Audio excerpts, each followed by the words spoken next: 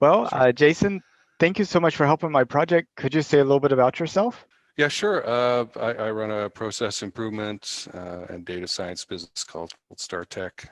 Behind us, we help startups in the space industry who need help positioning and with business development. And we help established companies do what they do better. And that may sound simple, but you're fighting against inertia there, and we've always done it this way. And that's kind of an emergency sound. If you hear that in your business, we've always done it this way, then you should come talk to us. Yeah, it's a big problem because obviously they've gotten by with what they were doing, but they're not going to be able to grow or change or adapt if they keep doing it. So, Mm-hmm. what are some of the techniques you use in order to get people to overcome sort of that being caught in a rut? Oh, most of the time they don't have anything written down, and if something isn't written down, then it really hasn't happened. Like if you and I solve a problem, but we don't tell anybody else about it or have it the information about it somewhere findable that where other people working with us could find out about it, then it just didn't happen basically. Uh, so writing things down, and it sounds again simple, but documentation is something that a lot of people want to just rush past in their fight or rush to get to the end result, and that doesn't lead to being a learning organization. If you don't see what you did, then you can't look at it and do it any better.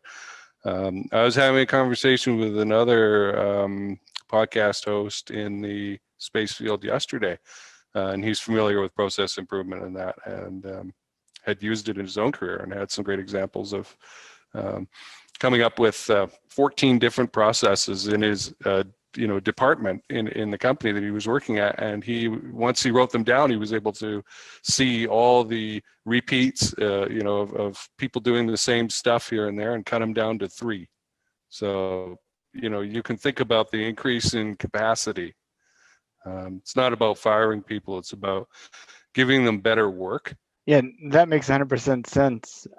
In fact, I think a lot of people just get comfortable going through the motions of work without actually keeping an eye on what the whole point of it all is. And that seems to, provide some type of resistance to writing it down and documentation. Job security too. If you Yeah. have to come to me to be able to figure out what I'm doing, then that makes it a little Right. bit harder to reorg. Right, and that's just not good leadership. In that case, if and unfortunately, this is a situation that founders and CEOs are too often in, which is the firefighting position. And it's very easy to look at that tire fire in front of you. It's very bright, it's smoky, it's loud, it smells. Everyone can see it, and think that that's where you're going to get your biggest bang for your buck. And on the Cold Start project in season 1, I've got an episode about finding the biggest bang for your buck in your business, and it's not there. Your business has been operating the entire time while that tire fire has been burning. And what should that tell you, right? And for those who can't make the leap, it means that that tire fire has absolutely nothing to do with the capacity or the pipeline flow of production in your business. The place to look is something that you think you've already taken care of. And just thinking about launch technologies and things like that, some of the earlier launches are more risky on one hand because you're trying something new, but on the other hand, it's you have people paying complete attention to every little detail. But then you start getting to a little operational mode, and you may have the process down, but you don't have the same attention to detail, and that's whenever you start running into maybe some issues like we've had in the past. It's possible. I mean, it's for some companies who have had launch failures recently. I haven't looked inside their businesses, so I can't say. You look at a SpaceX, and they have operational excellence, and it shows, right? When you can get a rocket up in space in under 20, 25 minutes and launch 60 satellites, it's pretty impressive, right? I'm not a SpaceX fanboy, but I know excellence when I see it. And there it is. So, and I do know they have good systems at SpaceX. So, they're definitely collecting data and looking at it and seeing how can we do better. Yeah, and it's kind of interesting. We talk about all the technology spin-offs that we hope to get from our space program, which was definitely evident with Apollo. But the technologies that are being used in mission control today and what have you are decades old, and they're not bleeding edge. In fact, they're not even up to date. So it's really difficult to see what kind of spin-offs we would get from the space program that it doesn't seem like it would be like it would be with Apollo. I was just Yeah, you think, Nathan, that there's kind of a pyramid and some new technology like heat shield tiles or something comes out, and then that gets released into the sort of the public domain, and gee, look at all the places we can use it and that. But I actually looked into this a few years ago, and there have been studies that have been done about, is there that trickle down effect of technology? And it's not as impactful according to these studies as we would hope. So I don't see that as a great motivator for doing things as a function or not a means unto itself. I guess that wouldn't be the right wording, but platform for economies, right? Being able to make stuff in orbit in ways that we can't because of free fall. I don't want to say zero gravity because more Bajal will come after me. But I'm glad to see bringing this stuff back down that we made up there in those environments, crystals, for example. Yeah, I'm glad to see more Buzz made an impact. Looks like we're having a bit of an internet connection issue. Yeah, he's been quite influential. I got turned on to him by a former Space Development Agency director, and it's been a year and a half of good conversations ever since. So yeah, I do believe that we are going to have great improvements and expansions in economies because of what we can do in space. But I don't see that trickle down of technology. I mean, in terms of us going to the moon, say in 2024, probably closer to 2026, really. Yeah. What do you see as being the benefit of that, if any? So on the grand gesture level, I believe it's important as a symbol. It's important. Humanity left to itself, I believe, would sit on its butt and want nice meals and to be pampered, taken care of, kind of thing. And so this gives us a symbolic opportunity to reach for something. And it is a challenge. It's something we haven't done in a long time. It requires, in some cases, technology that got lost, right? That hand forged engine type stuff, right? That where we've got to figure out how to do it again. And it's as you say, the 2024 goal was laudable, but not realistic from the beginning. And all of this is dependent on congressional funding, right? That's really the key here, and that comes from leadership prioritization. What goals do we have? So, does the administration buy into going to the moon as a great symbol and a need for America to, and the other parties that are associated with it, to make this kind of a gesture, right? What are we going to get out of it? I don't know. I think it's important regardless, because it means we're not just sitting around getting fat on our own planet, and we are trying to do something and get out there into the galaxy and find out what's out there. So yeah, some people talked about us going to the moon as proof that we had done it before, and you got like the social and political aspects of it, but a lot of people I talk to ask, what do we hope to get out of it?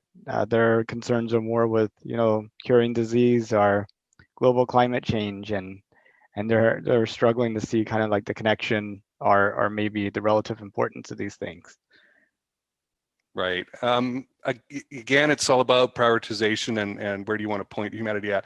I believe that that's a non sequitur. That whole idea of why are we doing stuff in space when we could be doing stuff down on the planet. I don't believe it's an either or thing.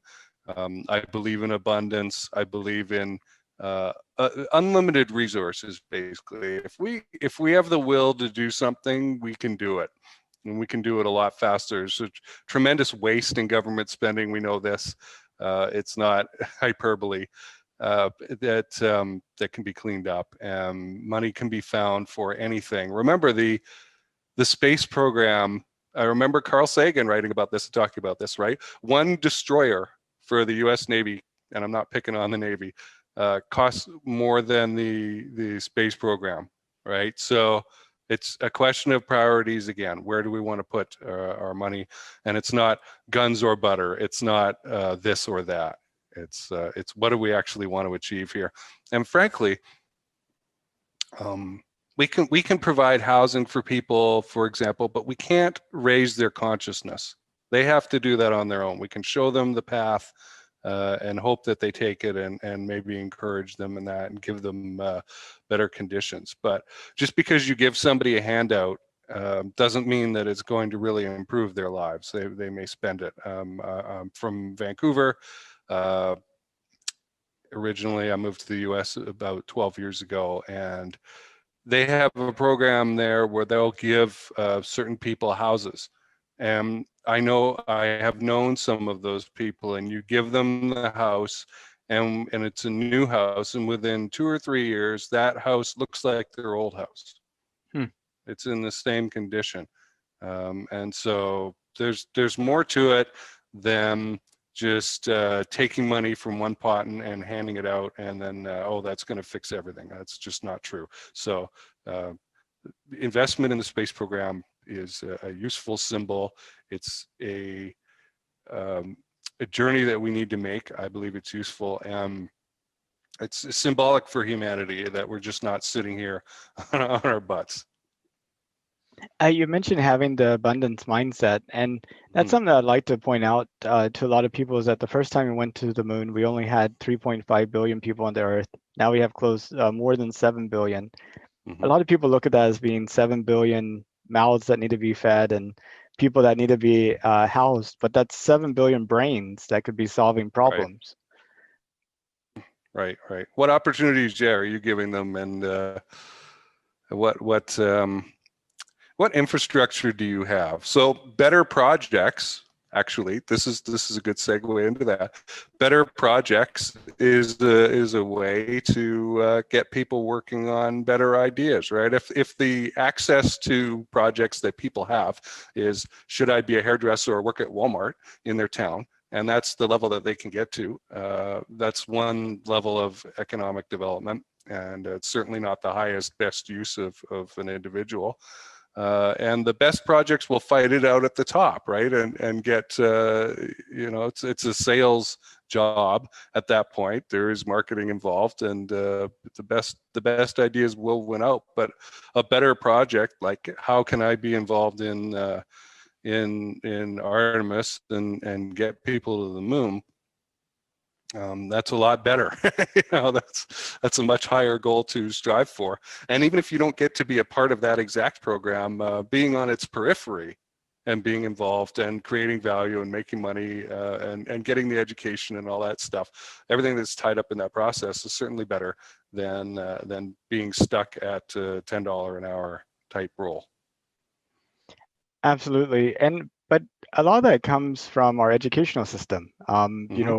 We've trained people very well just to sit in class and be quiet and scribble things on papers and, to try to get the answer that's most consistent with what's expected, but not to really think or to produce or to create or to organize. To what extent do you see kind of like our public education system as being something that's holding us back? Yeah. Now I have to say again, and I'm going to sound elitist and privileged, and I am, I guess. I was born in a very nice city in a very nice part of the world, and just got plugged accidentally into things. I didn't go through the American system. I went through the Canadian system. I didn't see racism up close until I moved to the United States. I'm sure there is latent racism in Canada, but you see it a lot faster up here in North Carolina, for example. So I can't speak to what American students learned, but I do know that the Canadian system is fairly similar. It's about sitting in classes, being orderly, regurgitating memorized information.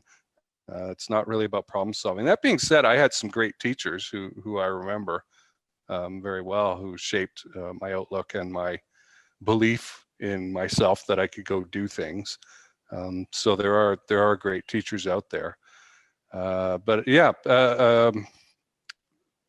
again, this is we're in a conversation now about school boards and politics and whatnot. That's pretty far outside the realm. I think, you know, everything does heave, because there'll be people who listen to this and go, Jason, you're a jerk, you're full of it if you're feeling that way, because they'll put you into a box. You can step out of that at any time and say, no, I'm going to chart a new direction, and then probably have to go pick some new friends to help you do that. Nobody does anything alone. But yeah, so I'll agree with you that the education system is something that needs to be looked at. And I guess, you know, in terms of going to the moon, most of the people that aren't in space that I've talked to have no clue that we're going. You know, some of them think, you know, NASA's been shut down, or some even think that's where we've always been going. Every time they see humans launch into space, it's like, where else are they going?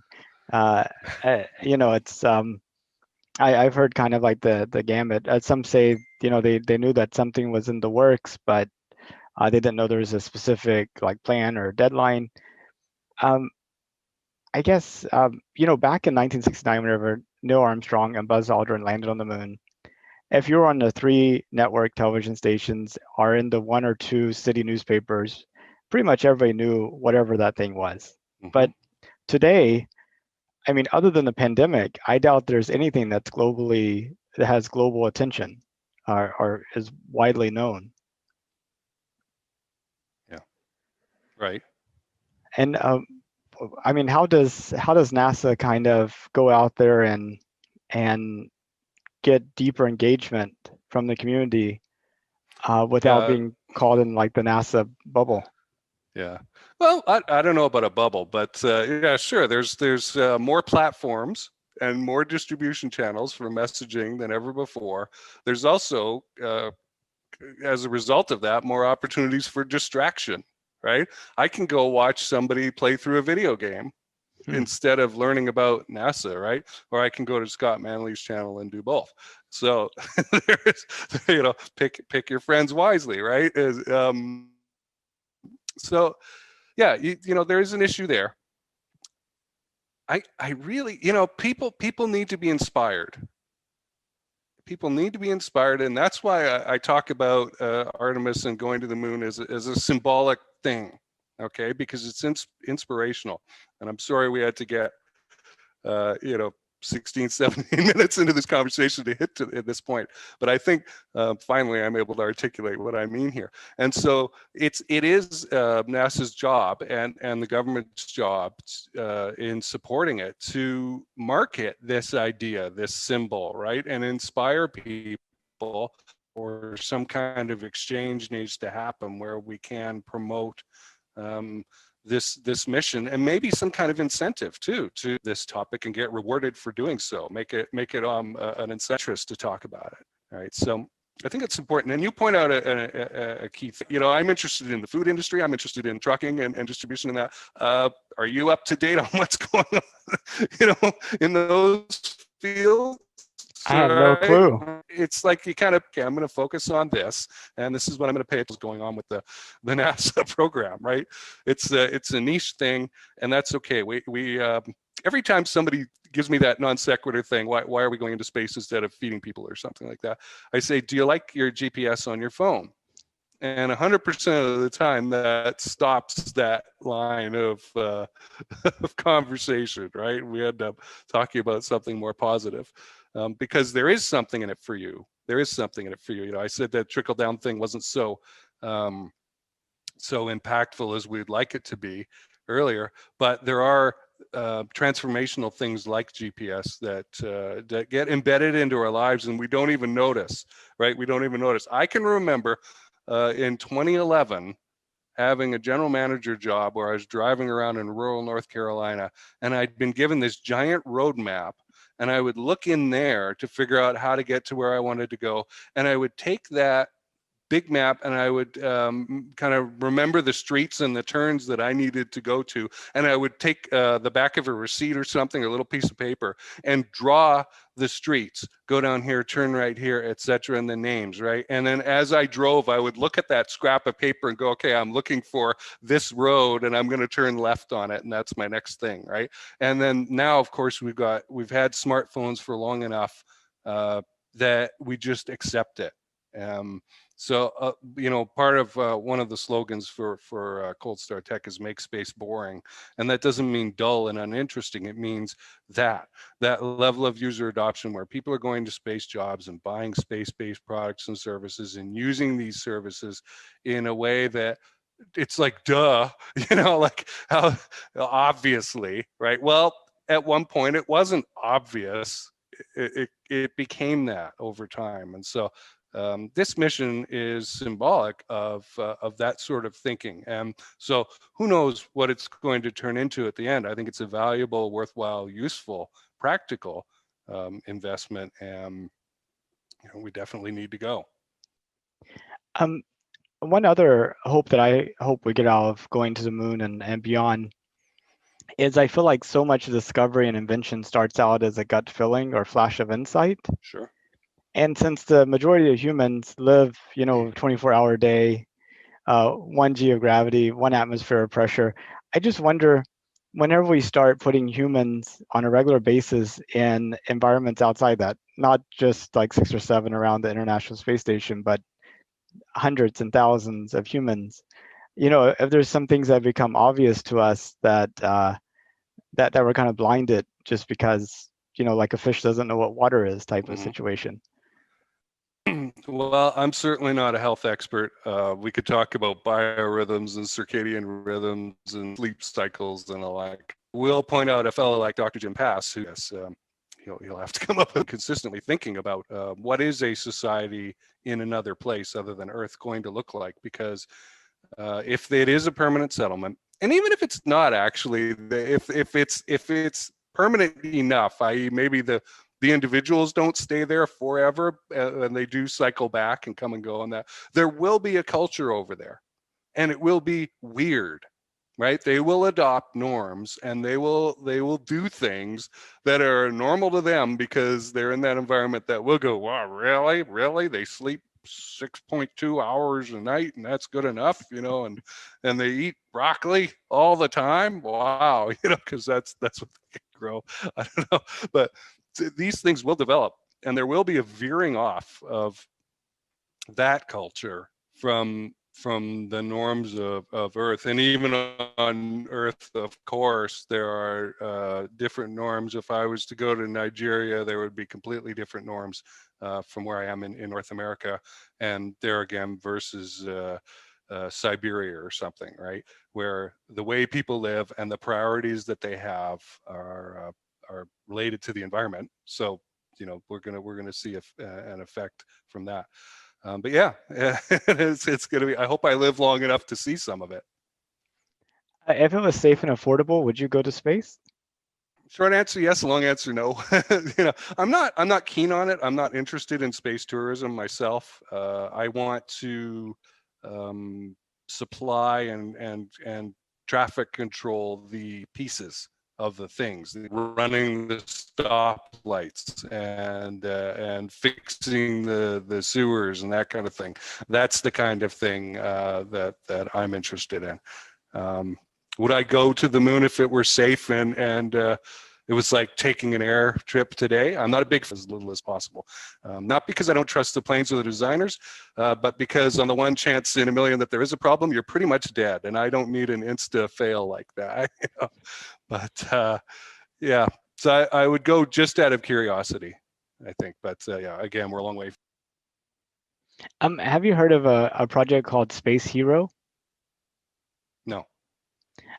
So it's tell me about it. It was a worldwide reality TV show contest that's going to launch this year. The winner of which gets to go to the International Space Station for 10 days. Okay. So what do you think about that? Yeah, it's going to attract people who want to go. So good. They're going to be enthusiastic about it. What kind of talents do they have to demonstrate in order to qualify and to compete? I don't know. That hasn't been announced yet. Okay. But I have talked to a number of people in the space industry, and they're a little doubtful of sending a virtual reality TV star to the International Space Station. Because you have professional astronauts up there doing their thing. I was thinking the solution there is the winner should be judged on their ability to do science and kind of participate in the necessary activities in space and actually be a contributing part of the crew. Sure. Yeah. Why not? I've talked to mission planners on my show, and those guys organize their time, and they've got downtime. They can be matched up with somebody who shows up there, so that's not impossible to achieve. Again, yeah. How much planning do you want to do ahead of time? I I don't think you're going to get some whiny kid bus tripped up there to sit in the copula for a while, look out the window, and then come back down. I don't think that's going to be the case. Whoever wins is going to be a fit for going, and I think people know how to not be in the way when they want to be. I should mention more about Jaw. He's one of their representatives for this project. Okay. So yeah. I'll probably see more, but puts out so much stuff that I can't follow everything that he does. But I see him more than most people because I'm connected to him on 3 social media platforms, and yeah, so I see something from him every day. Well, I really appreciate your time. Is there anything that you wanted to talk about that we didn't get to? I think we're good. Space. I'm all for the commercial side of the space industry, which is very nascent. There's a lot of great founders out there who have wonderful technical ideas, but no customers yet. And again, make space boring. We need to move that to where they do have customers. The business models are understood. Investors can safely from outside the space sector invest in space. I just recently had a paper published on the subject of space investing that I can link to, and what the challenges are of bringing in money from outside the space sector, because those folks tend to invest by magazine article, a nice launch picture, I'll put money in that, as one space sector venture capitalist pointed out in clear imagery. So we do need to get to that point, and I'm excited to work with folks in the commercial space industry who have an idea of what they're about and where they want to go. Well, it sounds good. Well, I thank you so much for the work that you do over there at CodeStar Technologies and helping people to do process improvement, especially in the space sector. I think great things are in store for a future, and it's about continuing to pursue them. Yeah, well, we'll certainly have been around, Nathan, for when these guys get into their big boy companies and realize, oh wow, we need the help now and the infrastructure and that. So thanks for having me on. Well, you have a good rest of your day, and talk to you soon.